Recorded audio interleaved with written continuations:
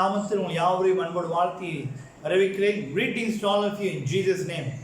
இந்த ஆண்டில் கூட கிறிஸ்துமஸ் ஆராதனை நம்முடைய இல்லங்களிலிருந்து குடும்பமாய் கர்த்தரை ஆராதனை செய்ய கர்த்தர் நம்மளுக்கு கிருபையும் சாக்கியத்தையும் கொடுத்திருக்கிறார். அன்பானவர்களே, this year God has given us the privilege to observe and celebrate Christmas worship service as a family from our respective houses. Hallelujah.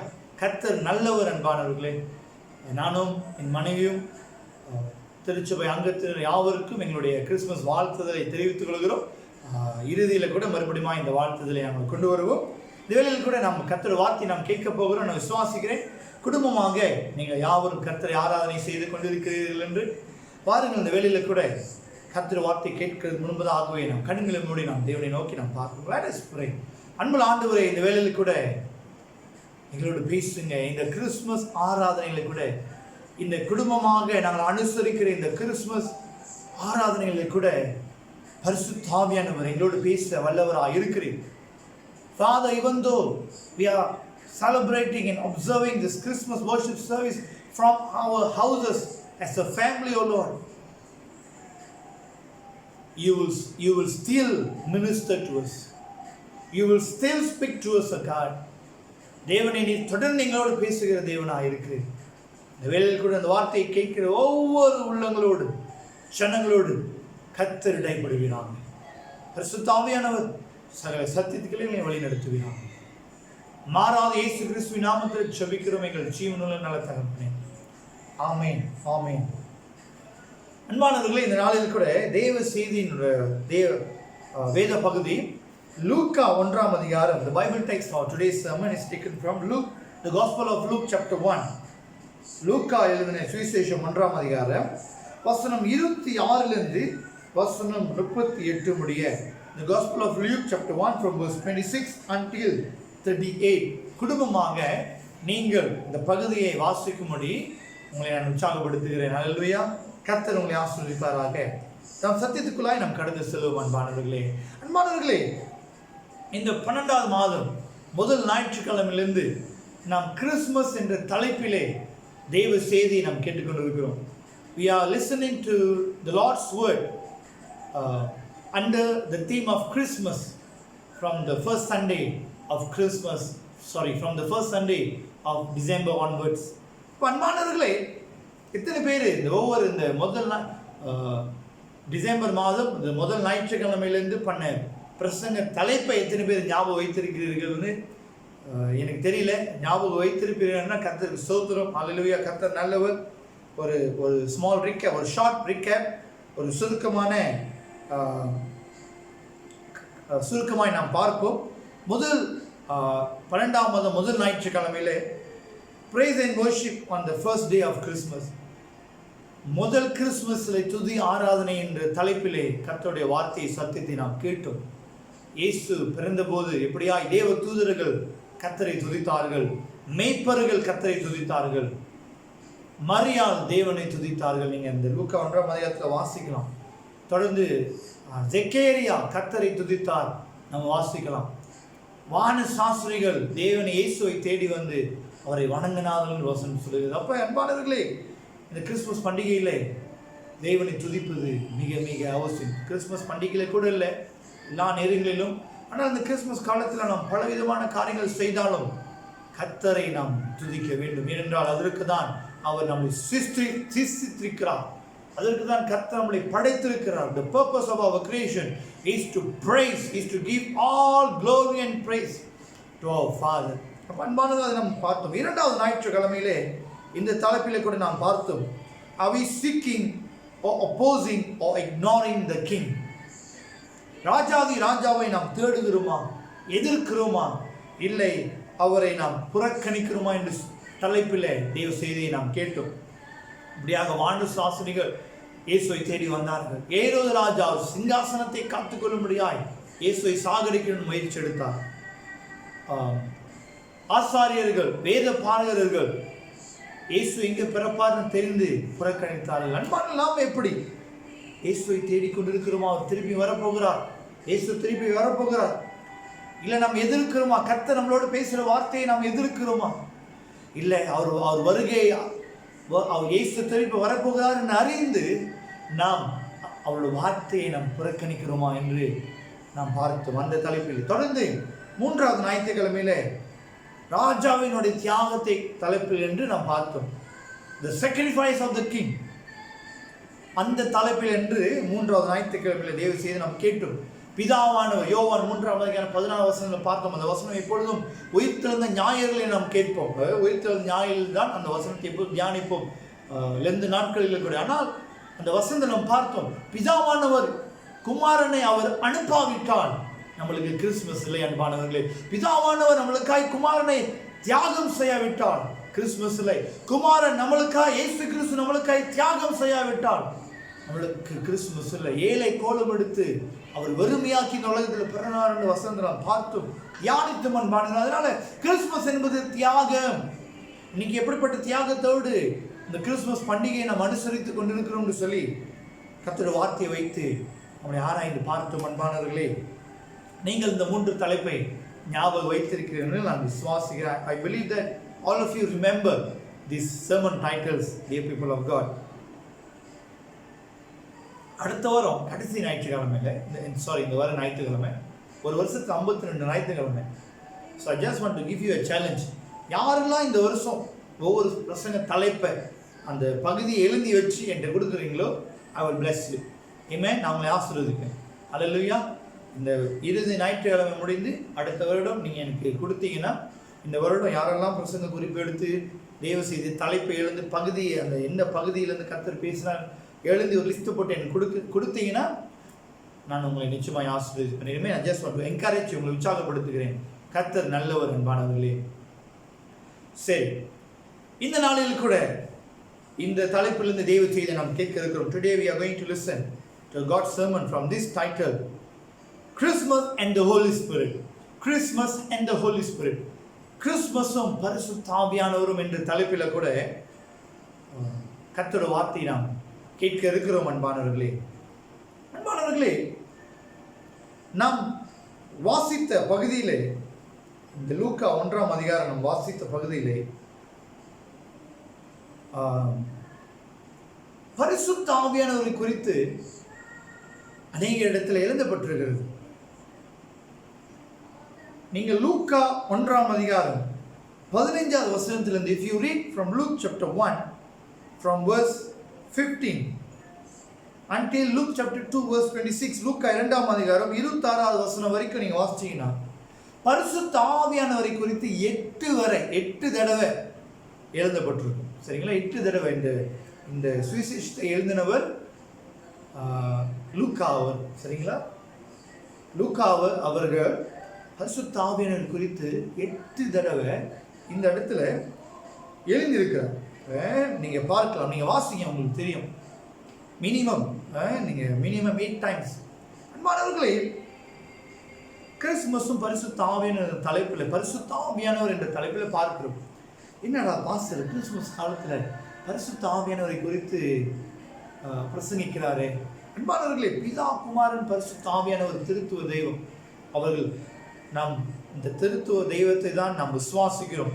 பிதா குமாரன் பரிசுத்த ஆவியானவர் இவர்கள் 3 ஒன்று, ஒரே தெய்வம் தான். நம்மளுக்கு 2 தெய்வம் இல்லை, 3 தெய்வம் இல்லை. We believe in one God, but this one God has revealed himself through the scripture through 3 persons. அவர் 3 நபராக, இந்த ஒரே தேவன் 3 நபராக வேதத்தில் பிதா குமாரன் பரிசுத்த ஆவியானவராய் தம்மை வெளிப்படுத்தியிருக்கிறார். சரிங்களா? இவர்களுக்கு வேறு பிதாக்கு ஒரு காலம், ஒரு சீசனு, குமாரனுக்கு ஒரு சீசனு, பரிசுத்த ஆவியானவருக்கு ஒரு சீசன் அப்படி இல்லை. சரிங்களா? இவர்கள் 3 ஒரே நபர், ஒரே தேவன். ஆனால் அவர் 3 விதமாய் 3 நபராய் வேதத்தில் வெளிப்பட்டார். இவர்கள் இந்த பிதா குமாரன் பரிசுத்த ஆவியானவர் அவர்கள் எப்பொழுதும் ஒன்றாக செயல்படுகிறவர்கள். God the Father, God the Son, God the Holy Spirit. They always work together all the time. They are at work at all times eternally. அவர் பிதா குமாரன் பரிசுத்த ஆவியானவர் நித்தியமாக எப்பொழுதும் சேர்ந்து கிரியை செய்கிற தேவனாய் காணப்படுகிறார். அல்லேலூயா. அதனால் அவரை நாம் பிரிக்க முடியாது. சரிங்களா? அவரை நாம் பிரிக்க முடியாது. அல்லேலூயா. அவர் ஒன்று, ஆனால் அவர் 3 விதமாய் 3 நபராய் செயல்படுகிற தேவனாய் காணப்படுகிறார். அன்பானவர்களே, ஏன் பரிசுத்த ஆவியானவர் குறித்து நான் பேசுகிறேன்? கிறிஸ்துமஸும் பரிசுத்த ஆவியானவர். அன்பானவர்களே, dear people of God, முதல் பாயிண்ட், the first point நம்ம 4 பாயிண்ட் பார்க்க போகிறோம். சுருக்கமாக, கவலைப்படாதீங்க, சீக்கிரம் முடித்துடுவேன். பொறுமையாக கேளுங்க, கர்த்தர்களோடு பேசுவார். 4 காரியத்தை பார்க்க போகிறோம். We are going to look into 4 points. Hallelujah, 4 lessons. முதல் காரியம், the first point, special encounter.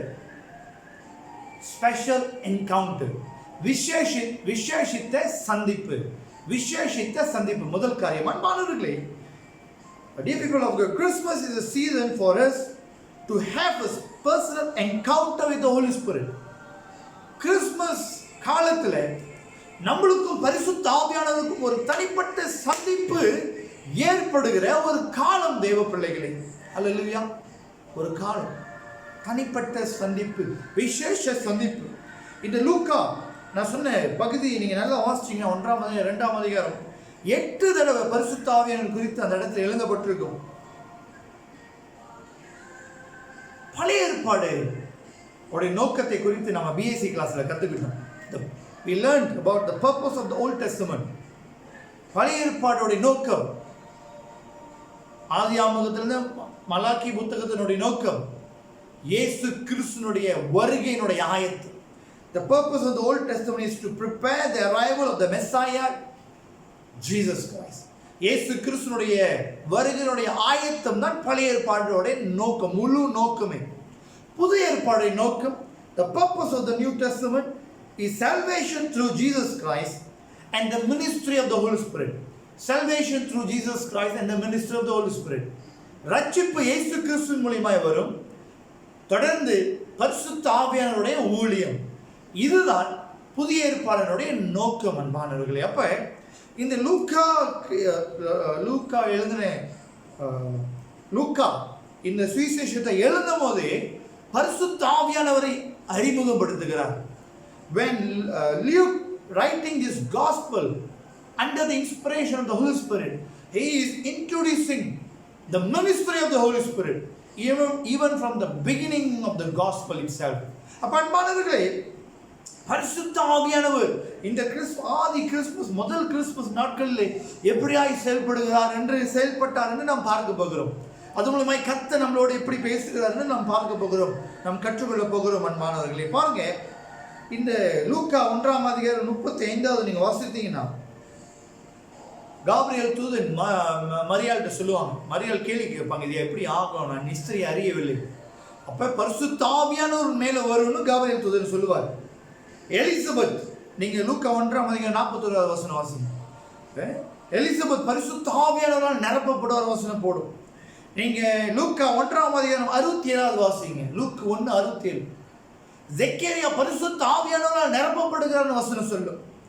தொடர்ந்து லூக்கா 1ஆம் அதிகாரம் 15வது வசனத்தை நீங்க வாசிங்க. யோவான் ஸ்நானனுடைய பிறப்பை குறித்து காபிரியல் தூதன் பேசுவார். தாயின் கருவிலே இருக்கும்போது அவர் பரிசுத்த ஆவியானவரால் நிரப்பப்படுவார்னு வசனம் சொல்லுகிறது.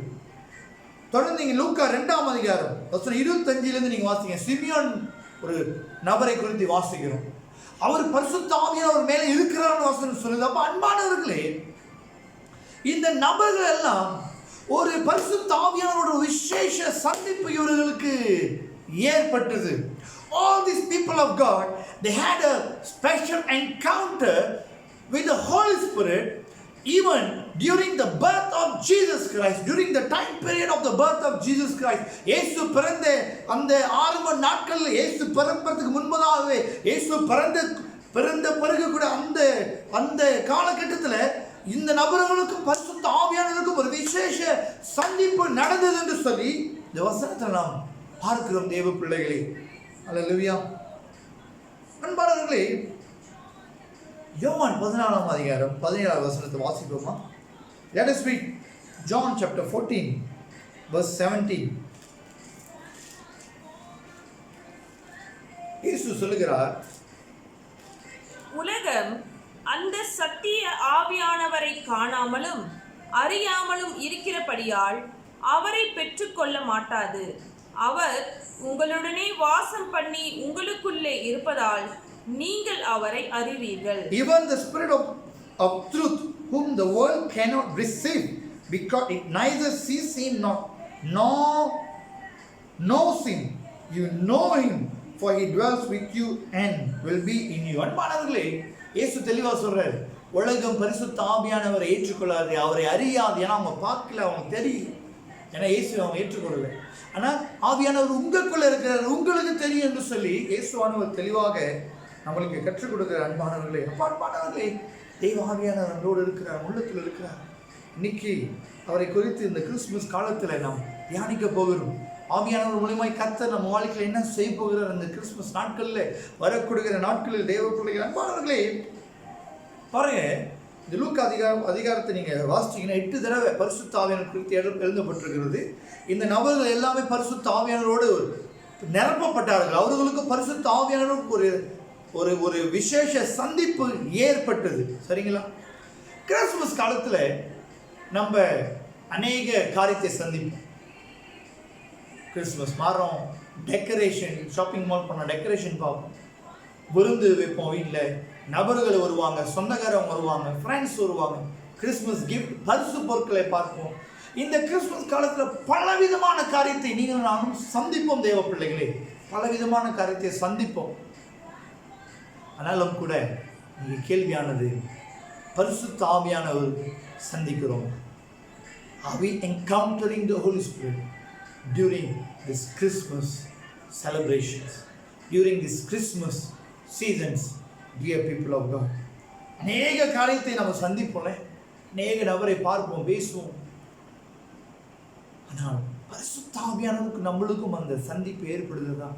வேதம் சொல்லுகிறது, நம்மளுக்கும் பரிசுத்த ஆவியானவருக்கும் அந்த சந்திப்பு நடைபெற வேண்டும். We must have a special encounter with the person of the Holy Spirit. Hallelujah. கர்த்தர் நல்லவர். ஏன் அன்பானவர்களே, ஏன் பரிசுத்த ஆவியானவருக்கு நம்மளுக்கு ஒரு தனிப்பட்ட சந்திப்பு இருக்கணும்? Why is it so important for us to have a special encounter with the Holy Spirit? முதல் பாயிண்ட் தான் பார்த்தோம், ஸ்பெஷல் என்கவுண்டர். கிறிஸ்துமஸ் ஆரம்ப நாட்களில் விசேஷ சந்திப்பு பரிசுத்த ஆவியானவருக்கும் மேரி, எலிசபெத், ஜக்கரியா, யோவான் ஸ்நானகன், சிமியோன் அவர்களுக்கு ஏற்பட்டது. ஹல்லேலூயா. நம்மளுக்கும் இந்த கிறிஸ்துமஸ் காலத்தில் பரிசுத்த ஆவியானவருக்கும் நம்மளுக்கும் தனிப்பட்ட சந்திப்பு ஏற்படணும். ஏன்? ஹல்லேலூயா. ஏன்? வாய்? இதுதான் ரெண்டாவது காரியத்தை நாம் பார்க்க போகிறோம். ரெண்டாவது காரியத்தை பார்க்க முன்பதாக ஒரு காரியத்தை நான் சொல்ல ஆசைப்படுகிறேன். Why are we celebrating Christmas? எதற்கு நாம் கிறிஸ்துமஸ் பண்டிகையை நாம் அனுசரிக்கிறோம்? Why are we celebrating Christmas? The word became the flesh. வார்த்தையானவர் மாமிசமாய் மாறினார். யோவான் 1ஆம் அதிகாரம் வசனம் 1 வசனம் 14 வாசிங்க. Please read John chapter 1 verse 14. வார்த்தையானவர் மாமிசமாய் மாறினார். சரிங்களா? அதிலே வார்த்தை இருந்தது, வார்த்தை தேவனோடு இருந்தது, வார்த்தை தேவனாய் இருந்தது, அவர் மாமிசமாய் மாறினார் என்று. அதனால தான் நாம் கிறிஸ்துமஸை கொண்டாடுகிறோம். சரிங்களா அன்பானவர்கள்? அது நம்மளுடைய இட் இஸ் அவர் டாக்ட்ரின், அது நம்மளுடைய போதனையாய் காணப்படுகிறது. இது எந்த ஒரு மாற்றம் இல்லை. அப்போ நாம் கிறிஸ்துமஸை நாம் கொண்டாடும் போது கர்த்தர் எனக்காய் வார்த்தையானவர் மனிதன் ரூபத்தில் இந்த உலகத்தில் பிறந்தார் என்று நாம் நினைவு கூறுகிறோம். அது மட்டும் இல்லை, மத்திய 1ஆம் அதிகாரம் 21ஆம் வசனம் பிரகாரம் இயேசுடைய பெயருடைய அர்த்தம் அவர் பாவத்தை, தம்முடைய ஜனங்களுடைய பாவத்திலிருந்து நீக்க வந்தார். ரட்சிக்க வந்தார் வசனம் சொல்லுது. அப்ப கிறிஸ்துமஸை நம்ம அனுசரிக்கும் போது என்னுடைய பாவத்துக்காக இயேசு வந்தார், என்னுடைய பாவத்துக்காக அவர் மரித்தார், என்னை பாவத்தில் விடுதலை ஆக்கி இருக்கிறான்னு சொல்லி அந்த நிச்சயத்துக்குள்ளாய் நாம் தொடர்ந்து நாம் கடந்து சொல்லுகிறோம். ஆண்டவர் என்னை ரட்சிக்க வந்திருக்கிறார். So whenever we celebrate Christmas, we acknowledge that Jesus came to redeem me, to forgive my sin and to save me from sin. அன்பானவர்களே, இதை நாம் நினைவு கூறுகிறோம். இதுதான் சத்தியம். இயேசு பிறந்தார், நம்மளுக்காய் வாழ்ந்தார், மரித்தார், உயிரோடு எழுந்தார், பரலோகத்துக்கு எடுத்துக்கொள்ளப்பட்டார், திருப்பி வரப்போகிறார். ஸோ இப்போ அன்பானவர்களே, அதோட நின்றுதா நம்ம வாழ்க்கை? இயேசு பிறந்தார், மரித்தார், உயிரோடு எழுந்தார், அதோட நம்ம வாழ்க்கை அதோட நின்றுதா? இல்லை அன்பானவர்களே. We are called to witness Jesus. நம்மளுக்காக இந்த உலகத்தில் பிறந்த இயேசுவை சாட்சியாய், அவரை சாட்சி சொல்லும்படி, அவருக்காய் சாட்சியாய் வாழும்படி தான் கர்த்தர் இந்த உலகத்தில் நம்மளுக்கு பிறந்தார், மரித்தார், உயிரோடு எழுந்தார். எப்படி? how we are going to witness Jesus? இந்த இயேசுவை எப்படி இந்த உலகத்துக்கு சாட்சியாய் நாம் வெளிப்படுத்த போகிறோம்? This is the answer. That's why it is very important for us to encounter the Holy Spirit. அதனால தான் பரிசுத்த ஆவியானவருக்கு நம்மளுக்கு அந்த விசேஷ சந்திப்பு நடைபெற வேண்டும் தேவ பிள்ளைகளே. இரண்டாவது காரியம், empowerment. முதல் பார்த்தோம் ஸ்பெஷல் என்கவுண்டர். நம்மளுக்கும் ஆவியானவருக்கும் ஒரு விசேஷ சந்திப்பு நடைபெற வேண்டும். பரிசுத்த ஆவியானவரால் நாம் நிரப்பப்பட வேண்டும். ஏன்? இரண்டாவது empowerment, பலப்படுத்துதல். empowerment of the Holy Spirit, பரிசுத்த ஆவியானவரால் பலப்படுத்துதல். அப்போஸ்தலர் நடபடிகள் 1:8 வசனம். அப்போஸ்தலர் நடபடிகள் 1:8 வசனம். The book of Acts chapter 1 verse 8. பரிசுத்த ஆவி உங்களிடத்தில் வரும்போது நீங்கள் பெலன் அடைந்து எருசலேமிலும் யூதேயா முழுவதிலும் சமாரியாவிலும் பூமியின் கடைசி பரியந்தமும் எனக்கு சாட்சிகளாய் இருப்பீர்கள் என்றார். எனக்கு சாட்சியாய் இருப்பீங்க இயேசு சொல்றாரு. இயேசு பரலோகத்துக்கு எடுத்துக்கொள்ளும் முன்பதாக சொல்றாரு, பரிசுத்த ஆவியானவர் உங்க மேல வரும்போது நீங்க பெலன் அடைந்து எனக்கு சாட்சியா இருப்பீங்க. பாருங்க, அவர் இயேசு சொல்லியிருக்கலாமே, ஓகே இப்போ நீங்கள் போயிட்டு என்னை பற்றி சொல்லுங்க அப்படின்னு. அவர் சொல்ல, காத்துருங்கன்னு சொன்னார். He commanded them, wait in Jerusalem for the promise of the Father. காத்துருங்கன்னு சொன்னார். யாருக்காக? பரிசுத்த ஆவியானவருடைய வருகைக்காக, அவருடைய நிரப்புதலுக்காக, அவருடைய வல்லமைக்காக, அவருடைய அபிஷேகத்துக்காக. ஏன் அன்பானவர்களே? பரிசுத்த ஆவியானவருடைய வல்லமையினால நிரப்பப்படும் போதுதான், பரிசுத்த ஆவியானவருக்கு நம்மளுக்கும் அந்த தனிப்பட்ட சந்திப்பு நடைபெறும் போதுதான் இயேசுவை குறித்து இந்த உலகத்தில் நீங்கள் நானும் சாட்சி கூற முடியும்.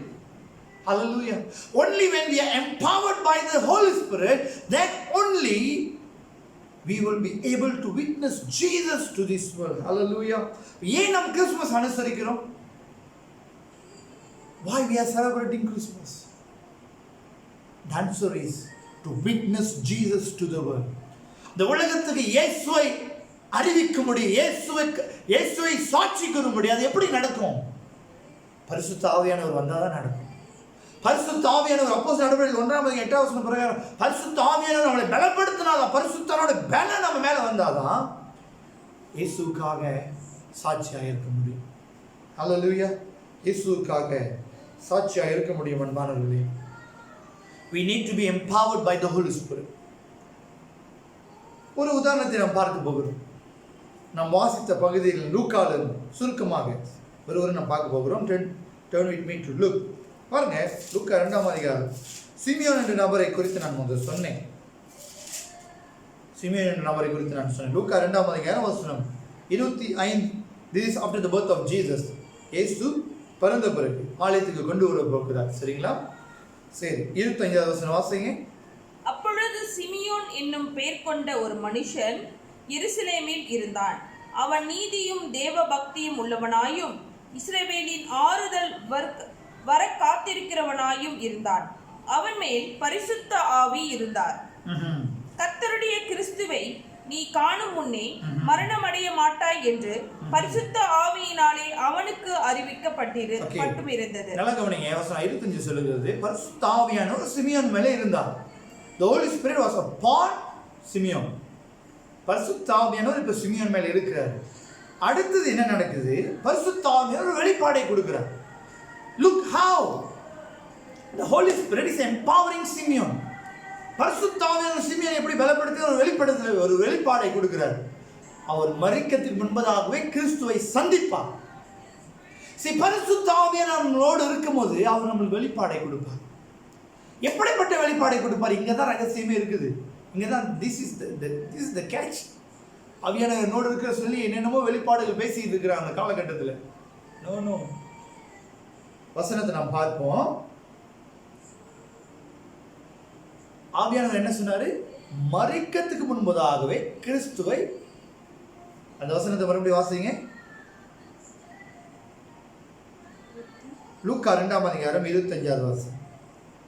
26வது வசனம். கர்த்தருடைய கிறிஸ்துவை நீ காணும் முன்னே மரணம் அடைய மாட்டாய் என்று பரிசுத்த ஆவியினாலே அவனுக்கு அறிவிக்கப்பட்டும் இருந்தது. ஓகே, அப்ப பரிசுத்த ஆவி வெளிப்பாடு கொடுத்துட்டார். அவர் மரிக்கிறதுக்கு முன்பதாகவே இயேசுவை காணுவார், இயேசுவை பார்ப்பார்.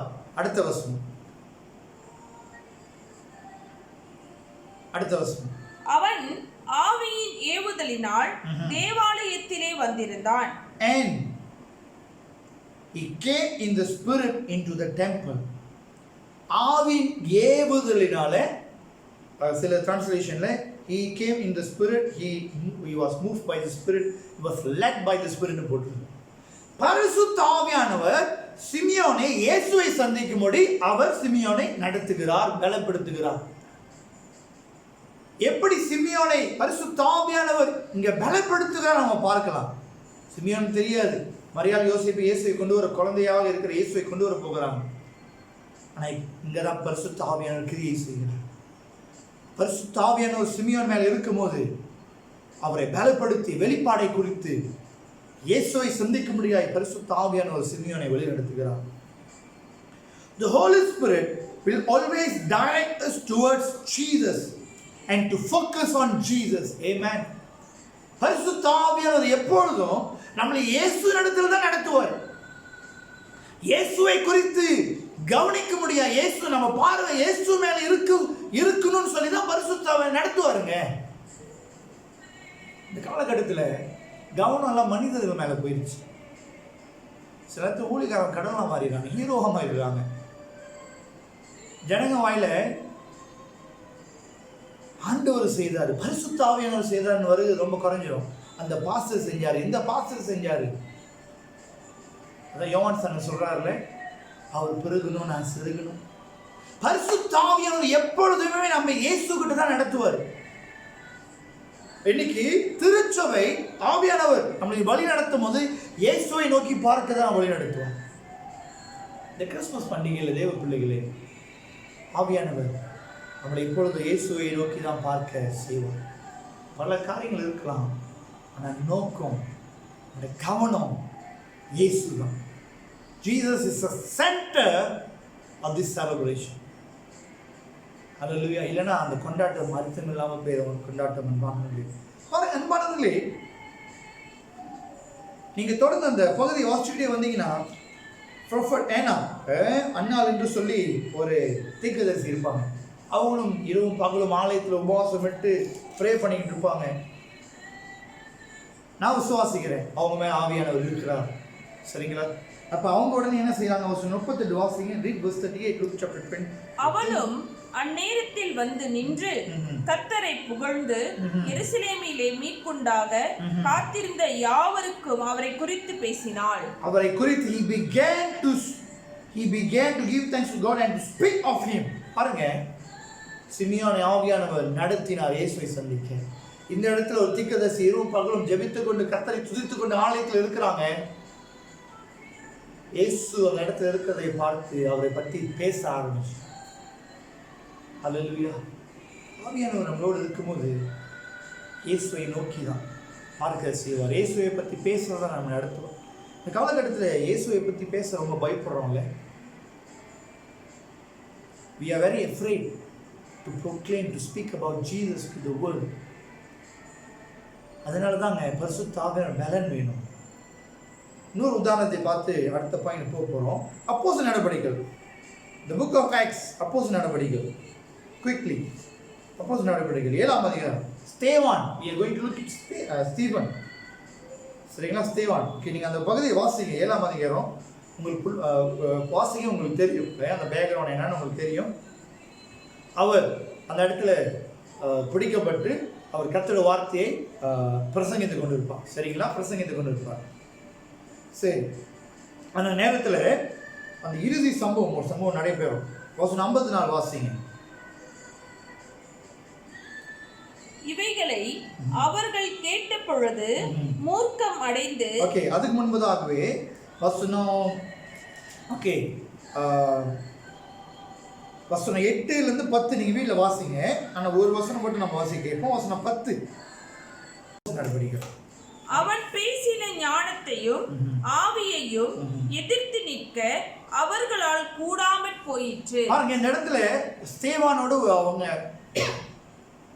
வாதை பண்ணிட்டு இருக்கிறாங்க. ஆனா ஸ்தேவானை எதிர்க்க முடியல. வாசிங்க, என்ன சொல்லுது வசனம்? அவன் பேசின ஞானத்தையும் ஆவியையும் எதிர்த்து நிற்க அவர்களால் கூடாமற் போயிற்று. இதுதான் பரிசுத்த ஆவியினுடைய பலப்படுத்துதல். This is the empowerment of the Holy Spirit. இது எந்த ஒரு அனுபவத்தில் வரல, ஆனா ஆவியானவர்னால வழி நடத்தப்பட்டார். அதே அதிகாரம் 7ஆம் அதிகாரம் வசனம், இப்போ அவங்க அவனுடைய இறுதி கட்டத்தில் இருக்கிறாரு. வசனம் 55 வாசிங்க. அப்போஸ்தலர் நடவடிக்கைகள் 7ஆம் அதிகாரம் 55வது வசனம். அவன் பரிசுத்த ஆவியிலே நிறைந்தவனாய் வானத்தை அண்ணாந்து பார்த்து தேவனுடைய மகிமையையும் தேவனுடைய வலது பார்சத்தில் இயேசு நிற்கிறதையும் கண்டு. பாருங்க, he was full of the Holy Spirit. அந்த இடத்துல அவரை துன்பப்படுத்தணும்னு முடிவு பண்ணிட்டாங்க. உடனே அவர் யாரை பார்க்குறாரு? Gazed into heaven, saw the glory of God and Jesus standing at the right hand of God. தேவ மகிமையை பார்த்து இயேசு வலது பார்சத்தில் உட்கார்ந்திருக்கிறத பார்க்குறாரு. பாருங்க தேவ பிள்ளைகளே, ஆண்டவர் எப்படியாக ஸ்தேவானை பரிசுத்த ஆவியால் நிரப்பப்பட்டு இருந்தாலும் இயேசுவை பார்க்க கிருபை செய்கிறார். அந்த இடத்துல அவர் தைரியமாய் பிரசங்கம் பண்ண, அவர் கர்த்தர் வார்த்தையை தைரியமாய் போதிக்க ஸ்தேவானை கர்த்தர் பயன்படுத்துகிறார். இந்த நாட்களில் கூட சுவிசேஷத்தை அறிவிக்க ரொம்ப பயப்படுறோம். நம்ம வழிகளை தேடுறோம் பலவிதமான. We are thinking about many kinds of methods, ways to preach the gospel, to evangelize the world. உலகத்துக்கு நற்செய்தி அறிவிக்க சொல்ல பலவிதமான வழியை தேடுகிறோம், பயப்படுறோம் சமத்தில். ஏன் தெரியுங்களா? We need the empowerment of the Holy Spirit. பரிசுத்த ஆவியானுடைய பலன் நமக்கு வந்தாதான் இயேசுவை குறித்து தைரியமாய், இயேசுவை குறித்து துணிச்சலோடு நம்ம சாட்சி கூற முடியும் தேவ பிள்ளைகளே. அதனால தான் பரிசுத்த ஆவியானவர் நம்மளுக்கும் தனிப்பட்ட சந்திப்பு நடைபெற வேண்டும். மூன்றாவது காரியம், the third point, freedom, விடுதலை. முதல் பார்த்தோம் ஸ்பெஷல் என்கவுண்டர், விசேஷ சந்திப்பு. ரெண்டாவது பார்த்தோம் எம்பவர்மெண்ட், பலப்படுத்துதல். மூன்றாவது காரியம் விடுதலை, freedom. Freedom through the holy spirit. 2 கொரிந்தியர் 3ஆம் அதிகாரம் 17வது வசனம். 2 கொரிந்தியர் 3ஆம் அதிகாரம் 17வது வசனம். கர்த்தரே ஆவியானவர், கர்த்தருடைய ஆவி எங்கேயோ அங்கே விடுதலை உண்டு. கர்த்தருடைய ஆவி எங்கேயோ அங்கே விடுதலை உண்டு. அன்பானவர்களே, இன்னைக்கு அநேக பேர் விடுதலை இல்லாமல் கிறிஸ்துமஸை கொண்டாடி கொண்டிருக்கிறார்கள்.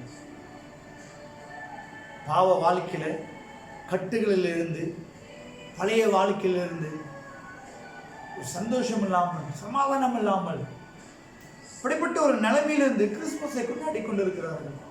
அதற்காக இயேசு வரலை. ஹல்லேலூயா. அப்போ ஆவியானவர் இருந்தால்தான் விடுதலை. எங்க ஆவியானவர் உண்டோ அங்க விடுதலை. நீங்க ஆவியானவர் நம்ம வாழ்க்கையில் இருந்தால் நம்மளுக்கு விடுதலை. அப்போ அந்த விடுதலையோடு இந்த கிறிஸ்துமஸை அனுசரிக்க முடியும். ஆவியானவர் நம்ம குடும்பத்தில் இருந்தால் விடுதலை, குடும்பத்தில். ஆவியானவர் நம்ம சமுதாயத்தில் இருந்தால், திருச்சபையில் இருந்தால் விடுதலை. அப்போ அன்பானவர்கள், இன்னைக்கு ஆவியானவர் இருந்தால்தான், ஆவியானவருக்கு நம்மளுக்கு தனிப்பட்ட சந்திப்பு நடந்தால்தான், பரிசுத்த ஆவியானவரை பலப்படுத்தினால்தான் நம்மளுக்கு குணாதிசயம் மாறும். நம்முடைய பழக்க வழக்கங்கள் மாறும். Only when we are filled by the Holy Spirit, only when we are empowered by the Holy Spirit, our character will change, our habits will change, our lifestyle will change. நம்முடைய பழக்க வழக்கங்கள், நம்மளுடைய சுபாவங்கள் மாறும், நம்ம சிந்தை மாறும், our mind will change. சிந்தை மாறணுங்க. பழைய சிந்தையோடு கிறிஸ்துமஸை நம்ம கொண்டாடக்கூடாது. ஹல்லேலூயா. புதுப்பிக்கப்பட்ட சிந்தை, renewed mind. We must have a renewed mind.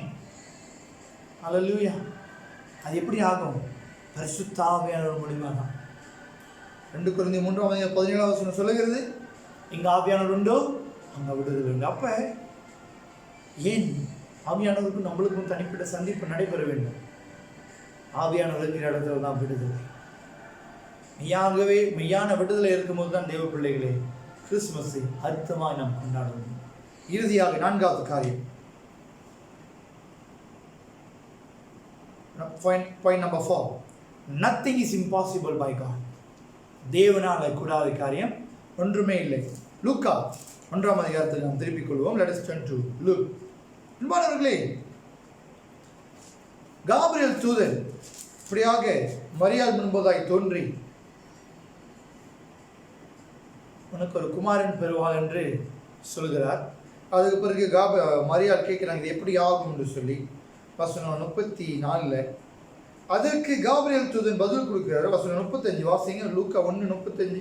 தேவதூதன் அவளுக்கு பிரதியுத்தரமாக, பரிசுத்த ஆவி உன்மேல் வரும், உன்னதமானவருடைய பலம் உன்மேல் நிழலிடும், ஆதலால் உன்னிடத்தில் பிறக்கும் பரிசுத்தம் உள்ளது தேவனுடைய குமாரன் என்னப்படும். The Holy Spirit will come upon you and the power of the Most High will overshadow you. நல்லா கவனிங்க. அவங்க பதில் கேட்குறாங்க, அவர் பதில் கூட கேள்வி கேட்குறாங்க, இது எப்படி கர்த்தர் செய்ய போறாரு, எப்படி செய்ய போறாருன்னு கேட்குறாங்க. She is asking how the Lord is going to do this. அவர் பதில் சொல்றாரு, பரிசுத்த ஆவியானவர் வரும், உன்னதமான ஒரு பலம் உங்க மேல வரும். அதுதான் பதில். That is the answer. அது சொல்லிட்டு அடுத்தது 36வது வசனத்துல எலிசபெத் வாழ்க்கையில கர்த்தர் எப்படி அற்புதத்தை செய்தார் என்று காபிரியேல் தூதன் சொல்றாரு. சொல்லிட்டு 37வது வசனத்துல வாசிங்க. verse 37. தேவனாலே கூடாத காரியம் ஒன்றுமில்லை என்றார். தேவனாலே கூடாத காரியம் ஒன்றுமில்லை. நல்லா கவனிங்க. இதை எழுதினவர் யாரு? லூக்கா. அவர் ஒரு doctor. Luke is the author of the Gospel of Luke and he is a doctor. அவர் ஒரு மருத்துவர். ஒரு மருத்துவர் எழுதுகிற இடத்துல இயேசு கிறிஸ்துவின் பிறப்பு அது பரிசுத்த ஆவியானவரால் நடப்பட்ட ஒரு பிறப்பு. The birth of Jesus is a holy conception. God used a doctor, Luke, to write this gospel. The birth of Jesus is a supernatural birth. It is beyond science. Jesus born without the seed of a man. The word became the flesh through the power of the Holy Spirit. This is our doctrine. அன்பானவர்களே, லூக்கா எழுதுறாரு, இயேசு கிறிஸ்து ஒரு ஆணுடைய with இல்லாம பிறந்தார். அது ஒரு அதிசயமான பிறப்பு, அறிவியலுக்கு அப்பாற்பட்ட ஒரு பிறப்பு. அது தேவனால் மட்டும்தான் கூடும். அவருடைய பரிசுத்த ஆவியானவர் மூலமா மட்டும்தான் கூடும். அல்லேலூயா. இன்று அவர் இந்த இடத்துல எழுதுகிறதை நீங்கள் நானும் பார்ப்போம். ஆமென். மலடி என எழுதப்பட்ட எலிசபெத் வசனம் 36 வாசிங்க. இதோ உனக்கு இனத்தாளாய் இருக்கிற எலிசபெத்தும் தன் முதிர் வயதிலே ஒரு புத்திரனை கற்பந்தரித்திருக்கிறாள்.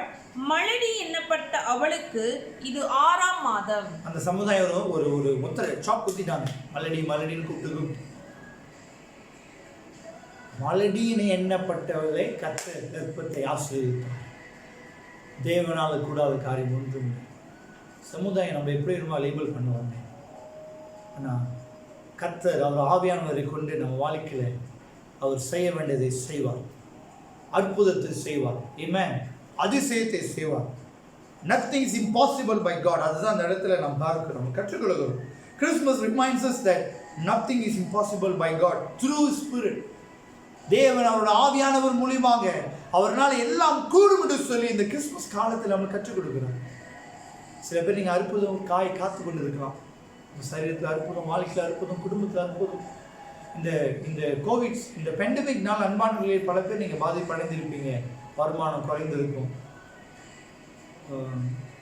பல பேர் பல பாதிப்புகளாய் நாம் கடந்து நீங்கள் வந்திருக்கலாம். வேலை போயிருக்கலாம், சமாதானம் எழுந்திருக்கலாம், சிந்தனையில் சமாதானம் இல்லாமல் இருந்திருக்கலாம். ஆனால் தேவ ஆவியானவர் கர்த்தர் உங்கள் வாழ்க்கையில் அற்புதத்தை செய்வார். ஆமென். தேவ ஆவியானோட வல்லமையினாலே உங்க குடும்பத்தில் கர்த்தர் அற்புதத்தை செய்வார். உங்க சரீரத்தில் அற்புதத்தை செய்வார். For nothing is impossible with God. அதனால தான் ஆவியானவருக்கு நம்மளுக்கு ஒரு சந்திப்பு நடைபெற வேண்டும். அப்பொழுது தேவன் அற்புதத்தை நம்ம வாழ்க்கையில அனுபவிக்க வேண்டும், அனுபவிக்க முடியும். உங்க பொருளாதாரம் பாதிப்படைந்திருக்கலாம். தேவ பிள்ளைகளே, கர்த்தர் உங்க பொருளாதாரத்தை அற்புதத்தை செய்வார்.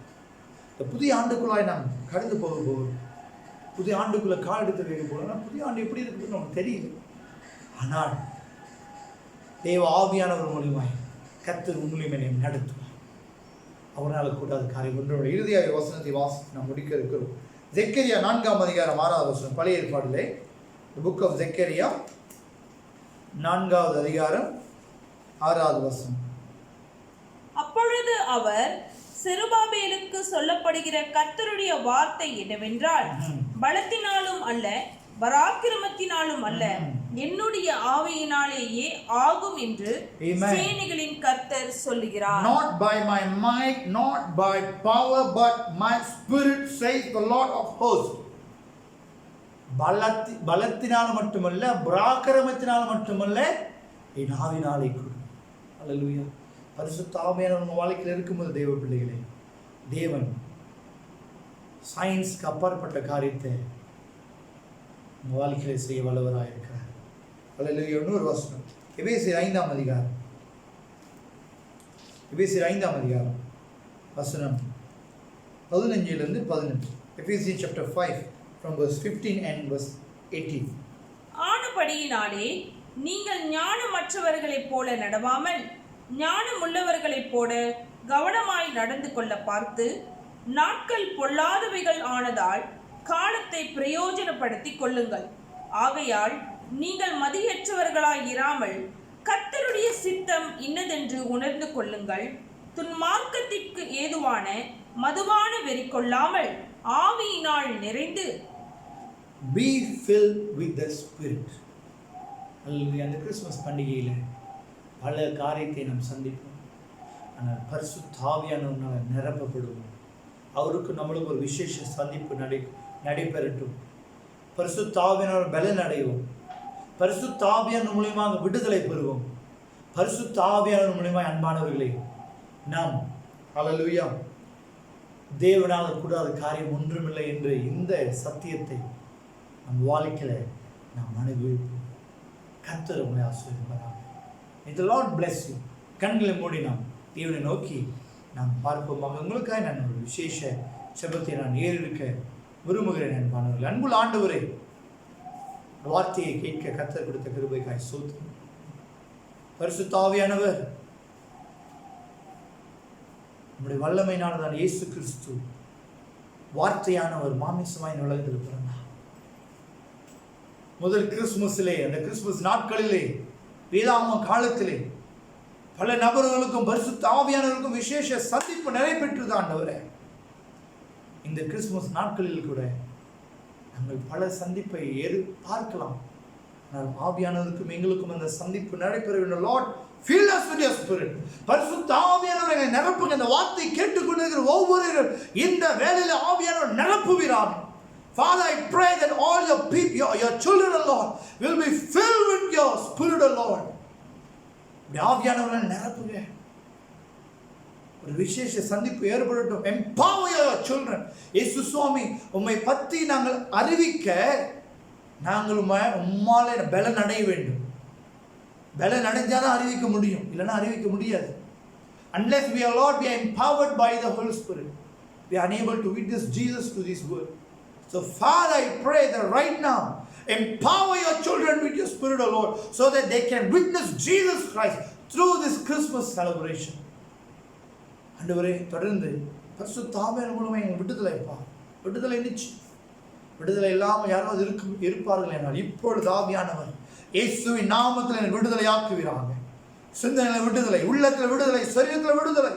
இயேசு கிறிஸ்து உயிர்த்தெழுந்த வல்லமை இப்பொழுது இந்த சத்தியத்தை கேட்டுக்கொண்டிருக்கிற ஒவ்வொரு ஜனங்கள் வாழ்க்கையில விடுதலை கடந்து வரட்டும். குடும்பத்தில் விடுதலை, பொருளாதாரத்தில் விடுதலை. அல்லேலூயா. விடுதலையோடு கிறிஸ்துமஸ் பண்டிகையை அவர்கள் அனுசரிக்கட்டும் அப்பா.